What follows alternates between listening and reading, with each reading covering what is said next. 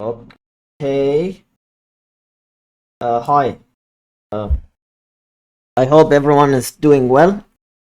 Uh, okay. So yeah. Um.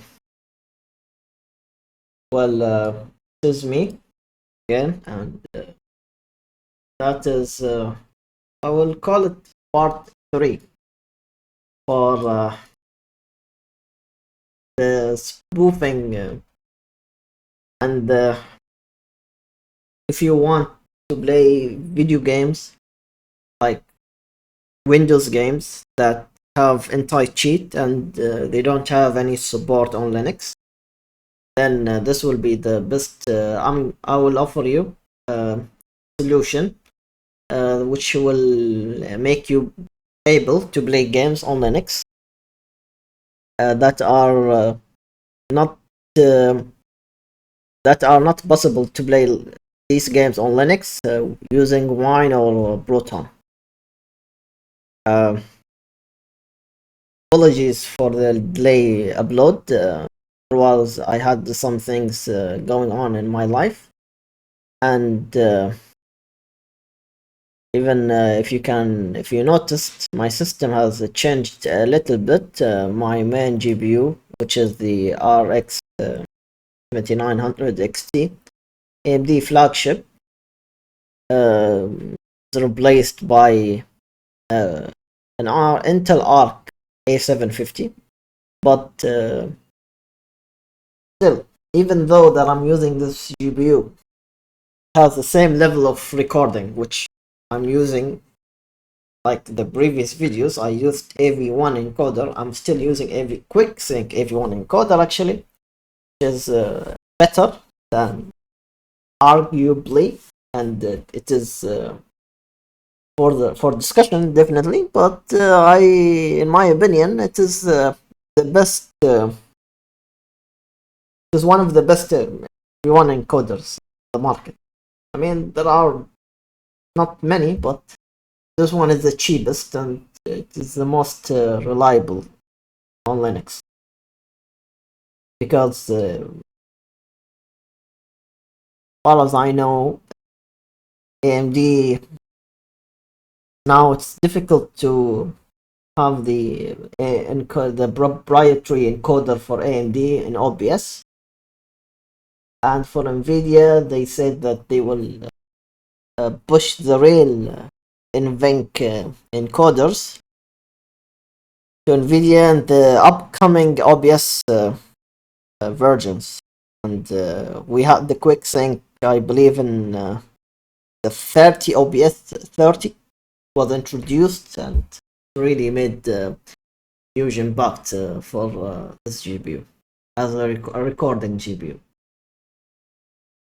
And the CPU has been downgraded. I mean, it's not downgraded. It's up to you if you want to say it is a downgrade or it is an upgrade. To me, it's kind of an like. I mean, I had the CPU all the time, like this and the Ryzen 9 5900X, but I switched my my setup my setups. I switch them, and in the upcoming videos you will notice, which I will be doing them on different machines and not this machine, how I'm utilizing the other machine, because each machine has its own pros and cons. This one is relatively old set up by now, but it is still very reliable. Okay, so these are the two files that has been removed from GitHub repository. I'm going to upload them and put the links on the description, and this time it will be definite. And this is the virtual manager. Since we are using virtual manager, there is some new method where you can actually use one GPU and you can use the same GPU for the host and the guest. there's a new edition. I don't know how to set it up, but I heard, and there are videos out there in YouTube.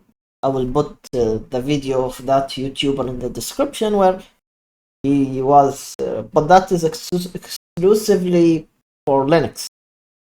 So you need to have, the host has to be Linux, and the guest has to be Linux distro. So some of you might see that might not be that necessary. Some of us are impressed because you can use two distros at the same time.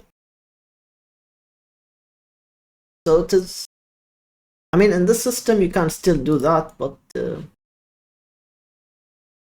that his setup, you don't really need to do any PCIe pass-through. All virtualized using software. So yeah. Okay, I will make this video very short because I have already compiled, open the both files actually. So yeah, this is the bash script. I'm using the latest QEMU.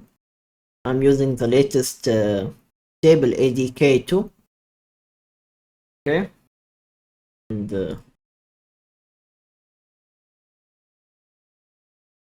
and yeah, so I already compiled it, and just to show you, I linked them. They are in my folder. I mean, this is a folder, and these are the binary. One in here, and the other one is here. And the VM is running here. And now we will go to the VM.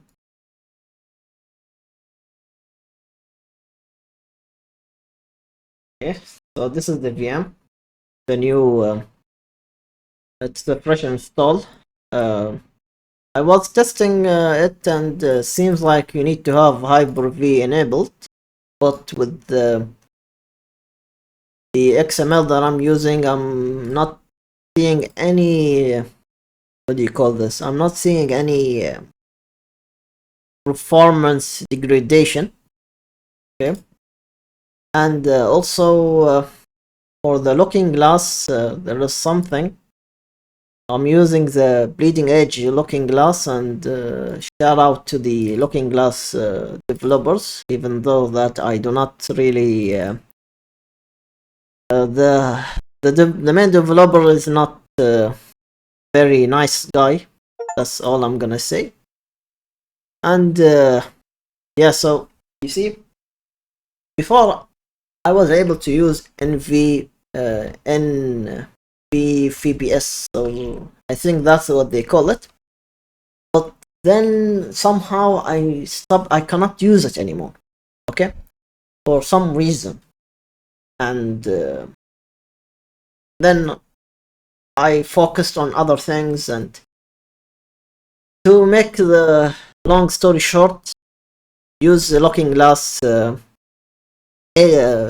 bleeding edge, and they announced that there is a better way to or a better parameter than NVFPS, which is D12. It was not it was available. It is DX12, but it was available in a different parameter. And if you are using this, it's only available in the bleeding edge looking glass. And actually, this is much snappier and much better for the CPU. So yeah, it is a better looking glass parameter. Don't know what is the scientific term for it. This is Steam, and I downloaded these 3 games, and this is my Steam library. So yeah, I know these 2 games, they have they don't work on Linux. Maybe this one now works, but I'm sure this one doesn't work. We'll run it. It works. Yes, just so you can see that this is a VM. This is Ryzen 9 3950X, 16 cores, but can only see 8 cores and 16 logical processors. Like these are the threads.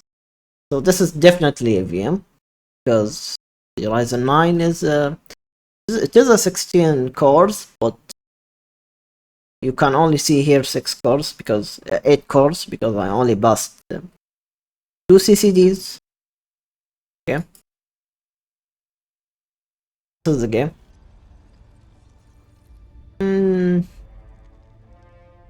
Okay.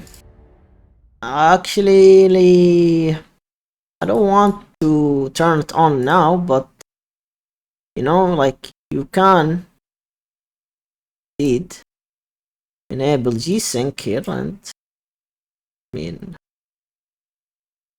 enable G-Sync. I don't see that it is a terrible thing to have actually.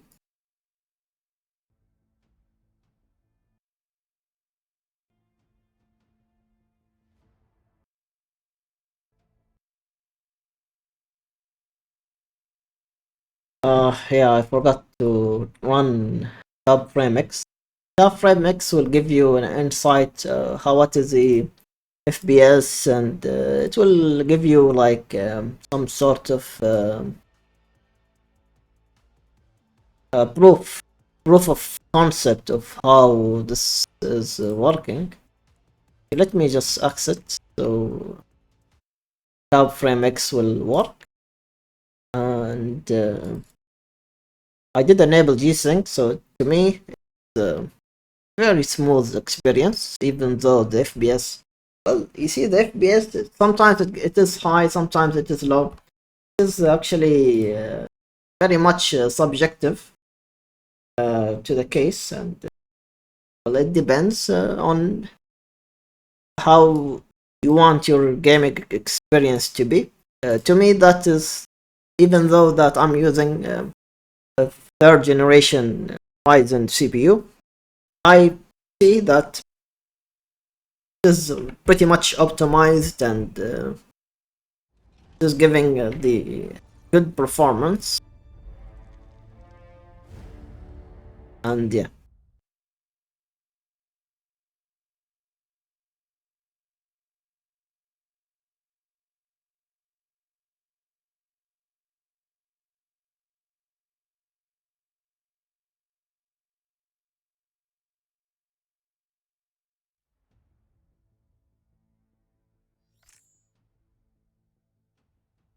Okay, so this little bit much higher without the looking glass and the recording actually, but nevertheless, you know, that's not really an excuse. This is the game in general, and this is the performance. Definitely, is attributed to the looking glass mainly, and the CPU.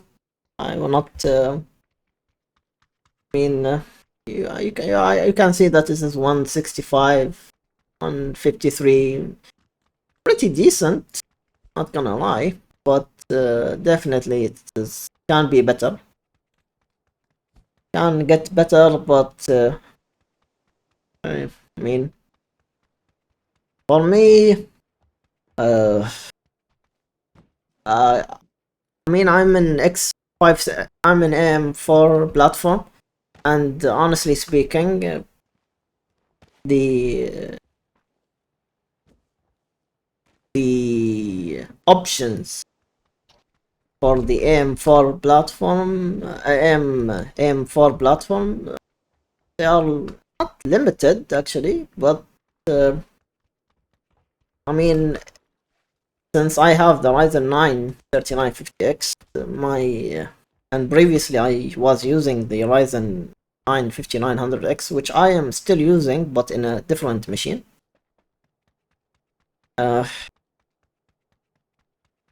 the my options is to either upgrade to the Ryzen 9 5900 XT, which was released, I believe, last few weeks. So that is a 16 cores, 32 threads, or to upgrade to the Ryzen 9 59 Ryzen 9 5950X. But to me, it is quite difficult to really upgrade to these kind of CPUs, and the reason for that is the main reason for that is that I'm using the Ryzen 9 50, like the improvement, especially that this is heavily overclocked. The CPU is heavily overclocked, and when I say heavily overclocked, I'm not joking. It is heavily overclocked.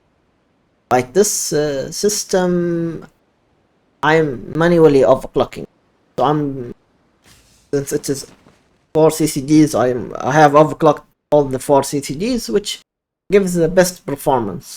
So it is on par with the Ryzen 9 5950X, or even better in the multi-threaded workload. But for gaming and like to improve the performance for the VM, maybe like the Ryzen, that processor is better, but by how much?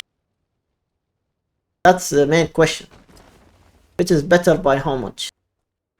And do I really need to upgrade? Maybe, because I mean, okay, for me, okay, maybe we can like lower this a little bit, like put it 90, for example, and I don't know, maybe like lower some like anti-aliasing low, like or like to very low. Like you can just put everything to low, and like okay, it's fine. I can understand. Like you can play with the settings. You will get pretty good,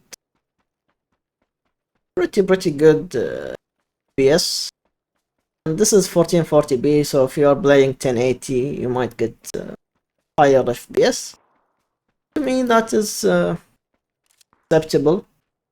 And the main thing that I'm trying to prove, the proof of concept is, as you can see, this game is supposed to not work on a virtual machine, but with the the binary that I built, which I encourage you to use it.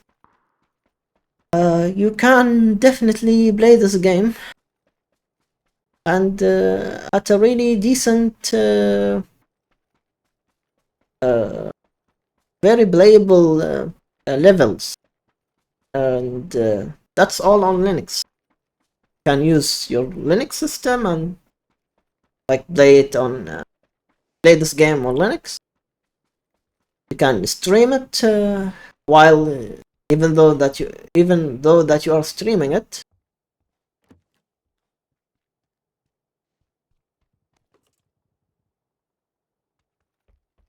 I think someone is here, but not sure.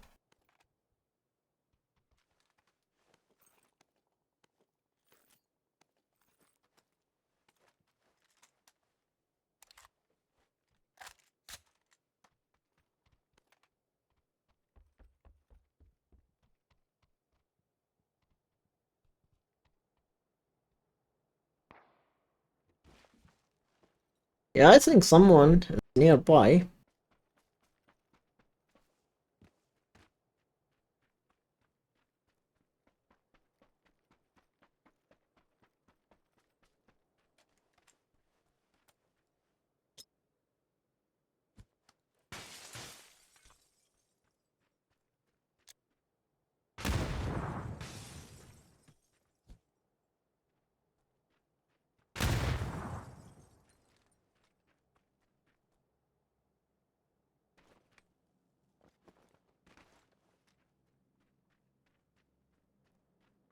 Okay, quite interesting.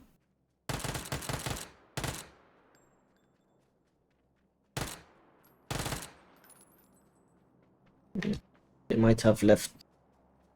Okay, let me drive the car. So yeah, this is basically it, and you liked the video. So yeah, you have been following me and giving me a lot of likes and comments, so I do really appreciate this very much indeed, and I will definitely be uploading more content. I have a lot of content actually, because I have made some few adjustments to my system, to my systems. As you can see, the Ryzen, the RX 7900 XTX is a great GPU, but it was not. How can I say? It was not fit for the Ryzen 9 59, or especially my Ryzen 9 5900X was not fit for it really, and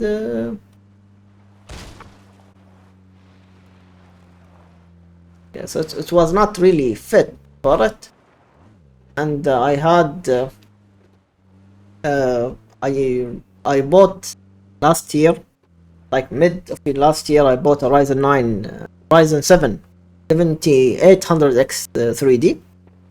Those X3D CPUs, and honestly speaking, those are for gaming. Like really, they are for gaming. They are quite amazing CPUs for that particular use.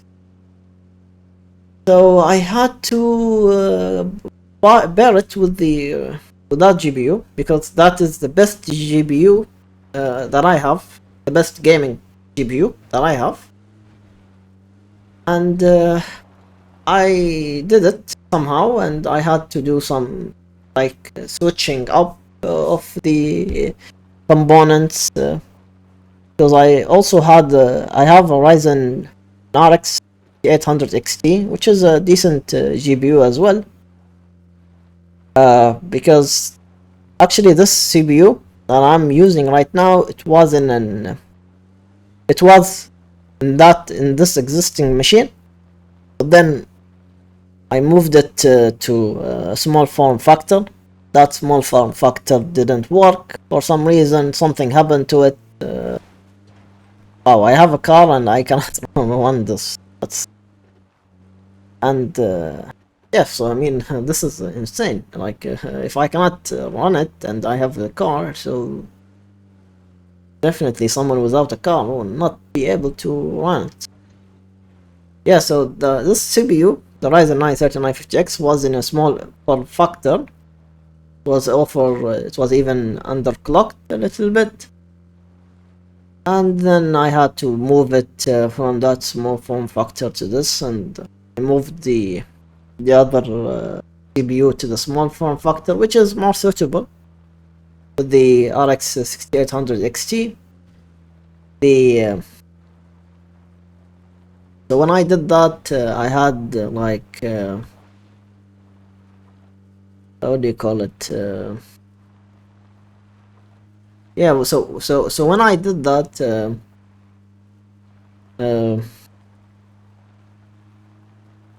this is not a good thing actually. Yeah, so when I did that, now the small form factor is very clear. It is the 12-core CPU with the RX 6800 XT. This was the original plan from the beginning, like 4 or 5 years ago, and it is I was able to actually achieve it after 5 years in a really good way actually. Now it is almost stable.